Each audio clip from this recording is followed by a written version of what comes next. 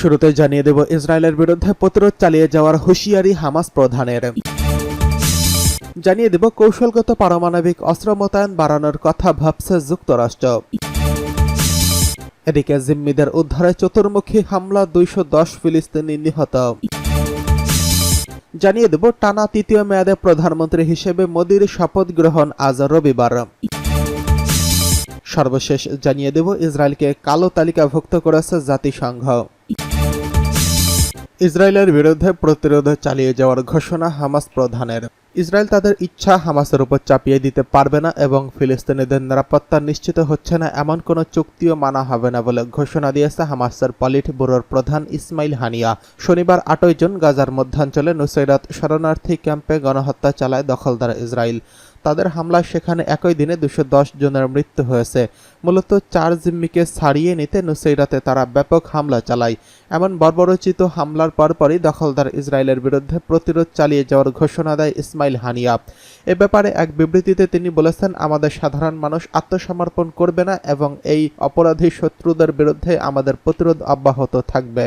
যদি ইসরায়েলি দখলদাররা মনে করে তারা তাদের ইচ্ছা আমাদের উপর জোরপূর্বক চাপিয়ে দিতে পারবে, তাহলে তারা বিভ্রান্তিতে আছে।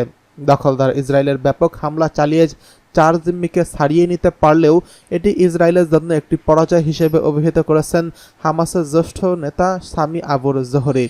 তিনি বলেছেন, 9 মাসের যুদ্ধের পর 4 জিম্মিকে ফিরিয়ে পাওয়া একটি পরাজয়, এটি কোনো অর্জন হতে পারে না। এদিকে কৌশলগত পারমাণবিক অস্ত্র মোতায়েন বাড়ানোর কথা ভাবছে যুক্তরাষ্ট্র। রাশিয়া ও চীন সহ প্রতিপক্ষের ক্রমবর্ধমান হুমকি মোকাবেলায় যুক্তরাষ্ট্র আগামী কয়েক বছরের মধ্যে কৌশলগত পারমাণবিক অস্ত্র মোতায়েন বাড়াতে পারে। হোয়াইট হাউসের এক জ্যেষ্ঠ কর্মকর্তা এই কথা জানিয়েছেন। দেশটির আর্মস কন্ট্রোল অ্যাসোসিয়েশন আয়োজিত এক অনুষ্ঠানে জাতীয় নিরাপত্তা পরিষদের অস্ত্র নিয়ন্ত্রণ বিষয়ক শীর্ষ কর্মকর্তা প্রণয় ভাদ্দি দেশটির নীতিগত এই অবস্থানের কথা তুলে ধরেন। অস্ত্র নিয়ন্ত্রণের বিষয়ে আরও বেশি প্রতিযোগিতামূলক পদক্ষেপের বিষয়ে প্রণয় ভাদ্দির দেওয়া বক্তব্যে যুক্তরাষ্ট্রের অস্ত্র নিয়ন্ত্রণ নীতিতে পরিবর্তনের কথাই উঠে এলো। অস্ত্র ভান্ডার সীমিত রাখার বিষয়ে যুক্তরাষ্ট্রের আলোচনা প্রস্তাব প্রত্যাখ্যান করা থেকে মস্কো ও বেইজিংকে সরিয়ে আনাই এর উদ্দেশ্য বলে মনে করা হচ্ছে। হোয়াইট হাউসের ওই কর্মকর্তা বলেন, আমাদের প্রতিপক্ষরা যদি নিজেদের পারমাণবিক অস্ত্রের মজুদ বাড়ানোর বর্তমান নীতিতে পরিবর্তন না আনে, আগামী কয়েক বছরের মধ্যেও আমাদের কৌশলগত অস্ত্রের পারমাণবিক অস্ত্রের মোতায়েনের বাড়ানোর প্রয়োজন দেখা দেবে। যদি প্রেসিডেন্ট এই সিদ্ধান্ত নেন তাহলে সেটা বাস্তবায়নের জন্য আমাদের পুরোপুরি প্রস্তুত থাকতে হবে। প্রণয় ভাদ্দি বলেন, যদি এই ঘোষণা আসে তাহলে সেটা দৃঢ় সংকল্পে পরিণত হবে যে আমাদের প্রতিপক্ষদের নিবৃত্ত করতে এবং আমেরিকার জনগণ আমাদের মিত্র ও অংশীদারদের সুরক্ষায় আরও পারমাণবিক অস্ত্রের প্রয়োজন হবে। রাশিয়ার সঙ্গে 2010 সালে সম্পাদিত নিউ স্টার্ট চুক্তি অনুযায়ী যুক্তরাষ্ট্র বর্তমানে সর্বোচ্চ 1550টি কৌশলগত পারমাণবিক অস্ত্র মোতায়েন করতে পারে। যদিও যুদ্ধে ইউক্রেনকে সহায়তা দেওয়ার অভিযোগে গত বছর এই চুক্তি থেকে রাশিয়া নিজেদের সরিয়ে নেয়। মস্কোর এই সিদ্ধান্তকে বেআইনি মন্তব্য করেছে ওয়াশিংটন। এদিকে জিম্মিদের উদ্ধারে চতুর্মুখী হামলা, 210 ফিলিস্তিনি নিহত। গাজা থেকে 4 জিম্মিকে উদ্ধার করেছে ইসরায়েল। দেশটির সেনারা জিম্মিদের উদ্ধার অভিযানে জল, স্থল ও আকাশপথে চতুর্মুখী হামলা চালিয়েছে। এতে 200 জনেরও বেশি ফিলিস্তিনি নিহত হয়েছেন। শনিবার 8 জুন আল জাজিরার এক প্রতিবেদনে এই তথ্য জানানো হয়েছে। প্রতিবেদনে বলা হয়েছে, গাজায় স্থল, জল ও আকাশপথে হামলা চালিয়ে ইসরায়েল, এতে 200 জনেরও বেশি ফিলিস্তিনি নিহত হয়েছেন। ইসরায়েলের এই হামলার পর গাজায় উদ্বাস্ত জনগণের মধ্যে নতুন করে যুদ্ধের আতঙ্ক ছড়িয়ে পড়েছে। আল জাজিরা জানিয়েছে, শনিবার সেন্ট্রাল গাজা দেইর আল বালাহ এবং নুসাইরাত শরণার্থী শিবির এবং দক্ষিণ রাফার পশ্চিমাঞ্চল সহ বিভিন্ন শহরের জায়গায় ডজনেরও বেশি বিমান হামলা চালানো হয়েছে। গাজা স্বাস্থ্য মন্ত্রণালয় জানিয়েছে, ইসরায়েলে এই হামলায় বিপুল সংখ্যক লোক নিহত হয়েছেন। এছাড়া আহতরা আল আকসা হাসপাতালে যাচ্ছেন। তাদের মধ্যে বেশিরভাগ নারী ও শিশু রয়েছেন। মন্ত্রণালয় জানিয়েছে, ইসরায়েলে হামলায় আহতরা ফ্লোরে বিছিয়ে রয়েছেন। তাদের সাধ্যমতো প্রাথমিক চিকিৎসা দিয়ে বাঁচিয়ে রাখার চেষ্টা করা হচ্ছে। তবে হাসপাতালে খাবার ও ওষুধের সংকট রয়েছে। এছাড়া জ্বালানি সংকটের কারণে হাসপাতালের প্রধান জেনারেটর বন্ধ হয়ে রয়েছে। এক বিবৃতিতে গাজার সরকারি মিডিয়া অফিস জানিয়েছে, আল নুসাইরাত ও সেন্ট্রাল গাজায় বিভিন্ন এলাকায় ইসরায়েলি হামলায় 210 জন ফিলিস্তিনি নিহত হয়েছেন। স্বাস্থ্য মন্ত্রণালয়ের একজন মুখপাত্র বলেন, রাস্তায় অনেক মানুষ হতাহত হয়ে মানুষ পড়ে আছেন।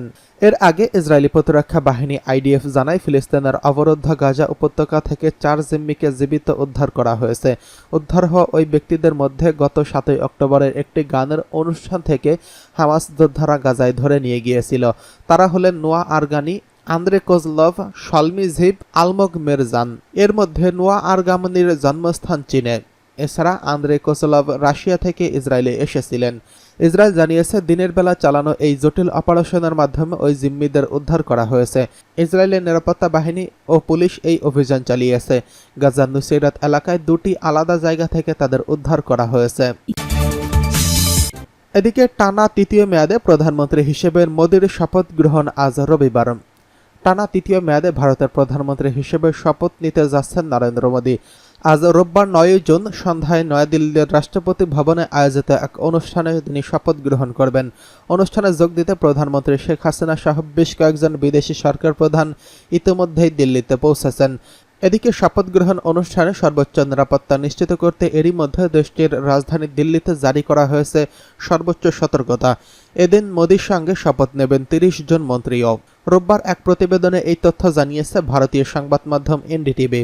1.5 মাসেরও বেশি সময় ধরে 7 দফায় ভোট গ্রহণের পর লোকসভা নির্বাচনে ফের জয়ী হয় বিজেপির নেতৃত্বাধীন এনডিএ জোট। তাই তারাই আবারও সরকার গঠন করছে। রোববার প্রধানমন্ত্রী পদে মোদির শপথ গ্রহণের পাশাপাশি মন্ত্রী পদে শপথ নিতে পারেন কমপক্ষে 30 জন নির্বাচিত সংসদ সদস্য। ভারতীয় সংবাদ মাধ্যম বলেছে প্রধানমন্ত্রীর পদে নরেন্দ্র মোদি রোববার শপথ নিলেও পূর্ণাঙ্গ মন্ত্রিসভার শপথ কয়েকদিন পর হবে। তবে গুরুত্বপূর্ণ কয়েকটি মন্ত্রী পদে আজই শপথ গ্রহণ করবেন। প্রধানমন্ত্রী হওয়ার পাশাপাশি 30 জন মন্ত্রী শপথ নিতে পারবেন। এর মধ্যে বিজেপির মন্ত্রীদের সংখ্যাই বেশি হবে। জোটের অন্যান্য দলের কয়েকজন সদস্যরাও শপথ নিতে পারেন। নয়াদিল্লির রাষ্ট্রপতি ভবনে রোববার স্থানীয় সময় সন্ধ্যা 7:15 রাত 8টা পর্যন্ত শপথ গ্রহণ অনুষ্ঠান চলবে। যেই মন্ত্রীরা আজ শপথ নেবেন তাদের আজ সকলেই ফোন করে জানিয়ে দেওয়া হবে বলে সংবাদ মাধ্যমগুলো বলেছে। বেশ কিছু সূত্রের বরাত দিয়ে বলা হচ্ছে ভারতের এবারে পূর্ণাঙ্গ মন্ত্রিসভার সদস্য সংখ্যা 78 থেকে 81 জনের মধ্যে হতে পারে। এছাড়া এবারের মন্ত্রিসভায় খুব কম সংখ্যক মন্ত্রীকেই একাধিক মন্ত্রণালয়ের দায়িত্ব দেওয়া হবে। শরিক দলগুলো বিভিন্ন মন্ত্রণালয়ের দাবি জানালেও গুরুত্বপূর্ণ 4 মন্ত্রণালয় স্বরাষ্ট্র, প্রতিরক্ষা, অর্থ ও পররাষ্ট্র মন্ত্রণালয় বিজেপি নিজের হাতেই রেখেছে। আজই এই পদের মন্ত্রীরা শপথ গ্রহণ করতে পারেন।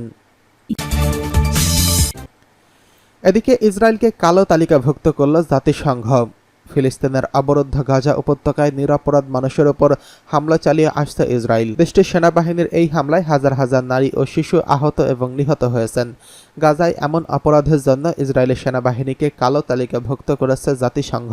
প্রতিবেদনে বলা হয়েছে জাতিসংঘের তালিকায় অপরাধী হিসেবে ইসরায়েলের সেনাবাহিনীকে যুক্ত করা হয়েছে। জাতিসংঘে নিযুক্ত ইসরায়েলের রাষ্ট্রদূত গিলাদ আরদান এই তথ্য নিশ্চিত করেছেন। সামাজিক যোগাযোগ মাধ্যম এক্সে দেওয়া এক পোস্টে তিনি বলেছেন, জাতিসংঘ থেকে এক প্রজ্ঞাপন পেয়েছেন গিলাদ।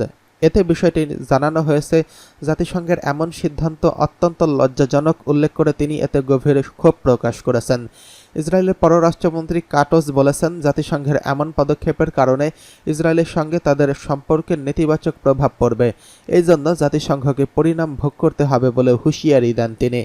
ইসরায়েলের প্রধানমন্ত্রী বেনিয়ামিন নেতানিয়াহু বলেন, আমাদের সেনাবাহিনী বিশ্বের সবচেয়ে নৈতিক বাহিনী। এরপরও মাত্র একজন ব্যক্তির সিদ্ধান্তে ইসরায়েলকে এই তালিকাভুক্ত করা হয়েছে, আর তিনি হলেন জাতিসংঘের মহাসচিব।